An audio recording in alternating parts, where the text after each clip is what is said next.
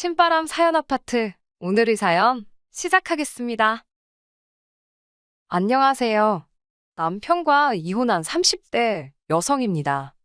저와 남편은 오랜 시간을 친구로 지내다 연인으로 발전한 사이입니다. 친구로 지낸 시간이 길어서인지 사귀는 동안 서로 큰 다툼 없이 연애를 했어요. 그러다 본격적으로 남녀 사이로 서로를 대한 건 2년 정도이고 이후로 양쪽 집안 어른들의 축복 아래 부부의 연을 맺게 되었네요. 저의 결혼 생활이 생각지도 못한 방향으로 흘러가기 시작한 건 식을 올리고 얼마 지나지 않아서부터입니다. 상견례 때까지도 전혀 그런 기색이 없으셨던 아버님께서 저희가 신혼여행에서 돌아오고 얼마 지나지 않은 후부터 손주 타령을 하시기 시작하셨거든요. 저와 남편은 원래 한 1년 정도는 신혼을 즐기다 아이를 가지려고 했어요. 하지만 아버님의 오랜 친구분이 사고로 세상을 떠나시면서 뭔가 마음이 바빠지셨던 모양입니다. 그 친구분처럼 당신도 하루아침에 죽기라도 하면 어쩔 거냐고 말도 안 되는 억지를 쓰기 시작하셨지요. 결국 아버님의 성화에 못 이겨 저희는 신혼 없이 바로 아이를 갖기로 했네요. 하지만 6개월이 넘는 시간 동안 아무리 노력을 해도 임신이 되질 않았습니다. 설마 했는데 시부모님께서는 제 몸 어디가 이상해서 그런 거 아니냐는 식으로 몰고 가시더군요. 시부모님의 말도 안 되는 말씀과 억울한 마음에 결국 저는 저대로 남편은 남편대로 병원에서 검사를 받게 되었습니다. 결과는 충격적이었습니다. 병원에서 말하기를 저는 선천적으로 자궁이 약하고 남편 역시 정자형성에 문제가 있다고 하더라고요. 저도 저지만 남편은 크게 충격을 받은 눈치였지요. 특히 시부모님께선 말도 안 되는 일이라며 병원이 돌팔이인 게 분명하다고 저더러 다시 검사를 받아보라 하셨습니다. 무조건 원인을 저에게서 찾으려는 시부모님과 그때 큰 소리를 내며 싸웠습니다. 시집 온 지 1년도 안 된 며느리가 시부모님한테 대들었다고 그걸로 또 얼마나 욕을 먹었는지 몰라요.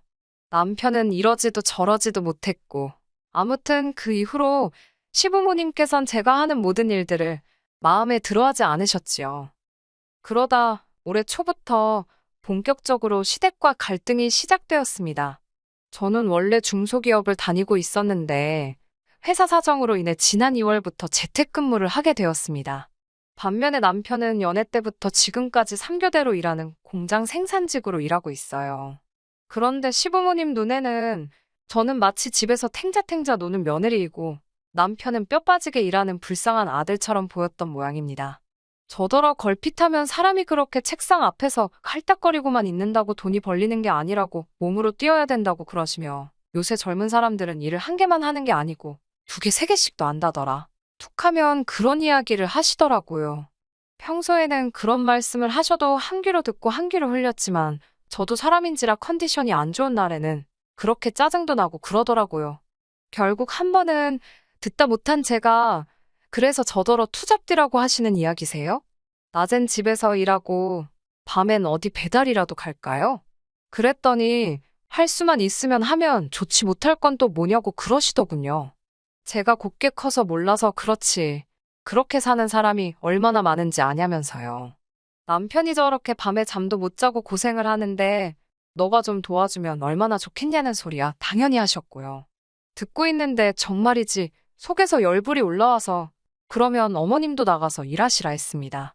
어머님 연세에도 어떻게든 자식들한테 손 안 벌리려고 뭐라도 하려는 어르신들 많다고요. 당연히 이 이야기는 남편 귀에 들어갔고 그때 처음으로 남편과 큰 소리를 내면서 싸우게 되었어요. 남편은 부모 입장에서 자식이 고생하니 속이 상했을 것이고 그러니 못할 이야기가 뭐 있었겠냐며 저더러 죄송하다 사과하고 넘어가라 했습니다. 저는 못한다고 그랬어요. 솔직히 어머님 아버님 아무리 은퇴하셨다지만 노후 준비도 안 되어 계시면서 일도 안 하시고 툭하면 우리한테 10만 원만 20만 원만 하시는 것도 부담스럽다고요. 게다가 당신 누나는 일하냐 물었습니다. 신혼의 집은 아예 외벌이에요. 식품회사 영업직원으로 뛰는 신우 남편이 한 달에 200 좀 넘게 벌어온다는데 신우는 그것만 보고 살거든요. 솔직히 신우네가 외벌이건 말건 제가 상관할 바는 아니지요. 그렇지만 어머님이 툭하면 저더러 나가서 돈 더 벌어라 어쩌라 하시니 자연스레 신우네랑 저랑 비교를 안 할 수가 없더라고요. 당신 딸한테는 절대로 그런 말씀 안 하시면서 이런 마음들이 저도 모르게 쌓여서 어머님께 그런 소리가 나갔던 것 같네요. 이후로 시어머니와 저희 관계는 전보다 더 대면대면해졌습니다. 그래도 나름대로 며느리 도리를 한답시고 연락드리고 생활비 보태드리고 솔직한 말로 책 잡히지 않을 정도는 했다고 생각해요. 물론 어머님 아버님께는 한없이 부족하게 느껴졌겠지만요. 그러던 와중에 신우로부터 소식이 들려왔습니다. 신우가 임신을 했다고 그러더군요. 신우와의 사이는 좋지도 나쁘지도 않았고 평소에 따로 연락을 주고받는 사이도 아니었어요. 그래도 전화를 걸어 축하한다 인사를 전했고 맛있는 거라도 사 먹으라고 통장으로 30만 원 보내주었습니다. 다른 올케들은 어떻게 하는지 모르겠지만 제 딴에는 그래도 굳이 임신한 신우 만나서 인사치레하는 것보단 낫겠다 싶어서 그렇게 한 거예요. 이후로 몇 달의 시간이 흘러 어머님의 생신이기도 해서 온 가족이 모이게 되었습니다. 신우가 출산을 앞두고 있었기 때문에 대화의 주제는 자연스럽게 산후조리로 이어졌어요.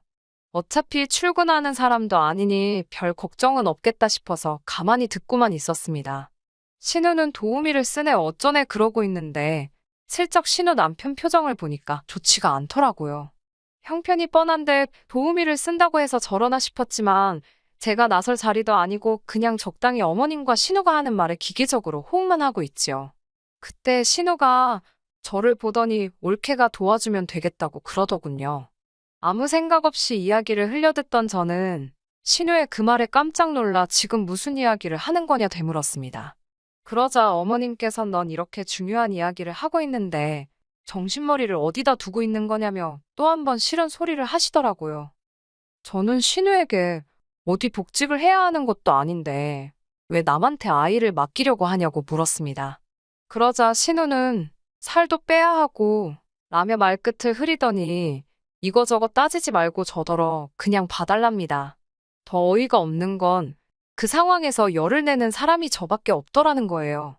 시부모님이야 그렇다 쳐도 신우 남편하고 저희 남편까지 전부 다 침착하게 조용히 저와 신우의 이야기를 듣고만 있더라니까요. 짜증이 난 제가 형님이 살을 빼던 춤을 추던 제 알바는 아닌 것 같고 굳이 아이를 맡기셔야겠으면 어머님도 계시고 아니면 시댁도 있지 않냐고 따졌습니다. 그러자 어머님께선 손사래를 치시며 남들 놀러 다니느라 바쁜데 당신만 애하고 신랑이 하기 싫답니다. 상황 돌아가는 꼬락서니를 보니 가만히 있어봤자 덤튀기나 쓰지 싶어서 못 들은 걸로 하겠다고 먼저 가겠다고 자리에서 일어났어요. 그렇게 시댁을 뛰쳐나오니 남편도 곧이어 제 뒤를 따라 나왔습니다. 그래도 남편이랍시고 따라 나왔구나 싶어서 다행이다 싶은 순간 저더러 그렇다고 그냥 그렇게 나오면 어쩌냐고 짜증을 내더라고요. 이 인간도 한통속이구나 생각하니까 서글프더라고요. 나더러 그러면 어쩌라고 까라면 까야 되는 거냐고 저도 있는 대로 성질을 부렸어요. 남편은 무조건 싫다고만 하지 말고 이야기를 좀 해보잡니다. 이야기나마나 오는 내내 앵무새처럼 신우 입장도 생각해보라는 남편과 대판 싸웠어요. 오죽하면 택시 기사 아저씨가 두 사람 다 그만 좀 하라고 시끄럽다고 하시고 남편은 또 아저씨가 뭔데 남의 일에 간섭이냐 그래서 싸움 날 뻔하고 1시간도 안 되는 거리를 무슨 정신으로 왔는지 모르겠어요. 이후로 대략 보름 동안 남편하고는 정말 필요한 말만 한두 마디 주고 받았을 뿐 대화할 게 없었습니다. 신기하게도 말을 안 하고 사니까 편하더라고요. 그런 와중에 어머님께서 저희 결혼 생활에 아주 기름을 가져다 들이부으셨어요. 덕분이라고 해야 할지 남편하고도 그래서 이혼을 하게 되었고요. 신우의 출산 예정일을 일주일쯤 앞두고 어머님의 호출로 다시 시댁에 가게 되었습니다. 지난번 일도 있고 해서 내키지는 않았지만 시부모님 말만 따라 그 집안의 하나뿐인 며느리였던지라 안 간다 소리를 할 수가 없었어요. 도착하자 신우가 언제부터 그랬다고 반가운 척을 하며 아는 체를 해왔습니다. 그렇게 온 식구가 무슨 작전이라도 짰는지 평소와는 달리 저에게 어찌나 사근사근하고 다정하던지 소름이 다 끼치더라고요. 그리고 아니나 다를까 음흉한 속내를 오래 숨기고 있지는 못하더라고요. 온 가족이 모이자 신우는 다시 산후조리에 대한 이야기를 꺼냈고 가족들은 다 같이 짝이라도 한 듯 신우가 저에게 조를 수 있도록 소위 판을 깔아주는 분위기였지요. 신우는 다시 저에게 자기가 출산하고 나면 산후조리를 도맡아 달라 했고, 저는 도저히 이해가 안 돼서 혹시 돈 때문에 이러냐 물었습니다. 산후조리원 갈 돈이 없어서 이러는 거냐고요. 그러자 신우가 그런 것도 없잖아 있다며. 아무리 그래도 그렇지. 애도 안 낳아본 나한테 뭘 믿고 산후조리를 부탁하냐고. 그리고 신우도 시댁이 있고 여기 시어머니, 그러니까 신우한테는 친정어머니시지요. 어머님도 계신데 왜 하필 나냐고 따져 물었습니다. 그러자 시어머니는 왜 가만히 있는 당신을 끌고 들어가냐며 손사래를 치셨어요. 신우는 자기가 개인적인 사정을 저한테 다 보고할 필요는 없는 것 같다면서 그래도 무조건 제가 봐줬으면 좋겠답니다. 어머님께선 그런저더러 지 신우가 저렇게 안달복달 부탁을 하는데 치사하다며 그냥 좀 봐주면 어디가 덧나냐며 좀 봐주랍니다. 너는 일 안 하고 집에서 놀고 먹어도 그 잘난 회사에서 월급 주지 않냐면서요. 아무리 사회생활을 안 해보셨어도 그렇지. 집에서 놀고 먹는데 돈 주는 회사가 세상 천지에 어디 있답니까? 어머님께서 늘 제가 하는 일을 깔보고 무시하시는 건 알았지만 온 가족들 앞에서 말씀하시는 태도를 보고 있자니 정말 어이가 없더군요. 그래서 제가 신우한테 세상에 공짜가 어디 있냐고 돈을 달라고 했습니다. 돈이 없어서 저한테 부탁하는 건데 돈을 달라는 게 말이 되냐고 남편이 달린 입이라고 옆에서 한마디 보태더라고요. 그래서 돈이 없으면 산후조리를 못하는 거지 남한테 엉겨붙는 게 아니라고 쏴붙여버렸습니다. 그러자 신우가 한다는 말이 나라에서 나오는 양육수당인가 뭐 그런 게 있는데 그거 전부 다 저에게 주겠답니다. 제가 알기로 그게 20만 원인가 그랬거든요. 어이가 없어서 이어지는 신우의 말은 더 가관이었습니다. 그걸로 애기 분유값 하고 그러면 좀 남지 않겠냐고 그래요. 저더러 커피값이라도 하라나요. 신우의 말 같지도 않은 소리에 더 듣고 있을 필요도 없겠다 싶었습니다. 어찌됐건 출산 앞둔 사람 앞에서 싫은 소리 하는 것도 할 짓이 못 된다 싶었고요. 저는 그 자리에 있는 사람들에게 다들 속으로 저를 어떻게 생각하고 있는지는 모르겠지만 참 서운하고 섭섭하다 했습니다. 이 집안에서 어떻게 보면 신우랑 관계가 제일 멀고 어려운 사람이 저 아니냐. 그런데 저를 얼마나 만만하게 보셨으면 이런 말도 안 되는 부탁을 온 가족이 나서서 하는 건지 이해가 안 된다. 전 죽어도 못 해준다. 안 한다고요. 그리고는 정말 뒤도 안 돌아보고 집을 나왔습니다. 지난번과 달리 남편은 따라 나오지도 않더라고요. 돌이켜 생각해보면 그토록 결혼 생활에 회의감을 느꼈던 적이 없었던 것 같아요. 제 편이라곤 하나도 없구나 싶었으니까요. 남편은 이튿날이 돼서야 집에 들어왔습니다. 어디서 외박을 했냐, 누구랑 있었냐 그런 것도 묻기도 싫더라고요. 남편을 본 채만 채 하고 있는데 남편이 이야기를 좀 하잡니다. 솔직히 전 이때까지도 희망을 놓지 못하고 있었어요. 이제라도 미안하다 사과라도 하려고 그러나 싶기도 했고. 하지만 남편의 입에서 나온 말은 상상치도 못했던 충격적인 이야기였습니다. 혹시 장모님은 요새 뭐 하시냐고 묻더라고요. 전 처음에는 상황 파악을 못하고 이 인간이 갑자기 왜 우리 엄마 안부를 묻나 싶었습니다. 저희 어머니는 지난해 교직에서 은퇴하시고 봉사활동으로 공부방에서 아이들 공부를 봐주고 계셨거든요. 남편은 그 이야기를 듣더니 그럼 장모님한테 이야기를 하면 되겠다는 겁니다. 무슨 소리냐고. 뭘 우리 엄마한테 이야기하겠다는 거냐니까. 어차피 좋은 마음으로 생판남의 집 애들 공부도 봐주시는 분이니 신은의 아이도 잘 봐주지 않으시겠냐고요. 아, 정말이지. 이 소리 들었을 땐 정말 제 입에서 쌍소리가 나갈 뻔했어요. 미쳤냐고. 왜 우리 엄마가 당신 누나 산후조리를 해주냐니까 뻔뻔하게도 저한테 너가 안 된다며 그러는 거예요. 제가 안 되니까 저희 어머니한테 부탁해보겠다고 저더러 신경 쓰지 말랍니다. 자기가 전화해서 여쭤볼 거라고 저는 신경을 하나도 안 써도 된대요. 인간이 미치니까 눈앞에 뵈는 게 없나. 별의별 생각이 다 들었습니다. 제가 말 같지도 않은 소리 하지 말라 했어요. 장모님 알기를 얼마나 우습게 알면 곧따위 사고방식을 가질 수가 있는 거냐고 가만 안 두겠다고 했습니다. 남편이 한다는 말이 반대의 상황이었으면 자기 어머니도 저희 집을 도와주셨을 거라나요? 저는 남편에게 당신 말 한 번 잘했다고 그럼 그 마음씨로 당신 딸 직접 산후조리 해주시면 되는 거 아니냐고 못하러 일을 이렇게 복잡하게 만드냐고 따졌어요. 남편과 끝이 안 보이는 말싸움에 저는 조금씩 지칠 대로 지쳐가고 있었고, 남편뿐만 아니라 시댁 식구들 누구도 이성적으로 말이 통하지 않는다는 걸 느꼈기에 전 남편에게 그만하라 했습니다. 그렇게 신우산후조리가 걱정이면 당신이 회사 때려치고 가서 해주라고 그러면 되겠다니까. 누나 산후조리를 어떻게 남동생이 하냐고 저더러 억지 쓰지 말랍니다.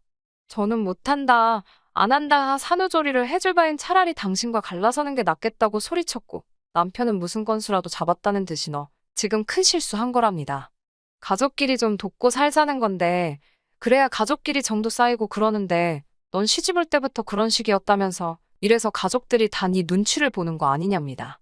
황당하고 어이가 없었지요. 무리하고 말도 안 되는 요구에 옳은 소리하고 제 의견을 내비치는 게 시댁 식구를 불편하게 하는 일이라고는 생각도 안 했고, 설령 그렇다고 하더라도 그게 제 잘못은 아니잖아요. 끝까지 자기네 식구들 이상한 건 인정 안 하고 저만 이상한 사람으로 몰아가는데 이 꼴이 난 제가 알겠다고, 내가 이상한 여잔가 보다고, 그러니까 갈라서자 했습니다. 이후로 저희 이야기를 전해 들으신 어머님께서 이때다 싶으셨는지 남편과 합세하여 마치 저를 유책 사유자처럼 몰아가더군요. 아이도 못 갖는 주제에 건강 상태를 속이고 시집을 왔다는 둥, 일도 안 하면서 살림도 똑바로 못한다, 이런 모함을 하셨습니다. 하지만 통할 리가 없었지요. 남편 정자에 문제가 있다는 의사의 소견서부터 제가 회사에 재직하고 있다는 서류까지 어머님의 억지를 반박할 증거가 저에겐 다 있었으니까요. 결국 저는 남편과 이혼을 했고 결혼 생활을 함께 한 기간에 비해 많이는 아니지만 위자료도 받아낼 수 있었습니다. 어머님에게 처음으로 감사한 순간이었어요. 어머님만 아니었으면 합의 이혼으로 깔끔하게 갈라서려던 생각이었는데 생각지도 못한 위자료까지 받아낼 수 있었으니까요. 이 진흙탕 싸움이 진행되는 동안 신우는 아이를 낳았는데 솔직히 아이가 무슨 죄인가 싶습니다만 아이가 심장이 안 좋게 태어났다고 하더라고요. 시부모님께서 이것마저 제 탓을 할 때는 정말이지 사람으로도 안 보이대요. 달리 드릴 말씀은 없고 마음 좀 곱게 쓰시라 그랬습니다. 후손들이 벌 받는다고요. 아무튼 저는 이제 자유의 몸이고 너무 편안합니다. 지금은 체력 관리에 힘쓰며 이직을 준비하고 있어요. 당분간은 오롯이 제 인생에만 신경 쓰고 지낼 생각입니다. 끝까지 들어주셔서 감사합니다. 오늘의 사연은 여기까지입니다. 구독과 좋아요, 알람 설정 부탁드리고 더 좋은 사연으로 다시 찾아뵙겠습니다. 감사합니다.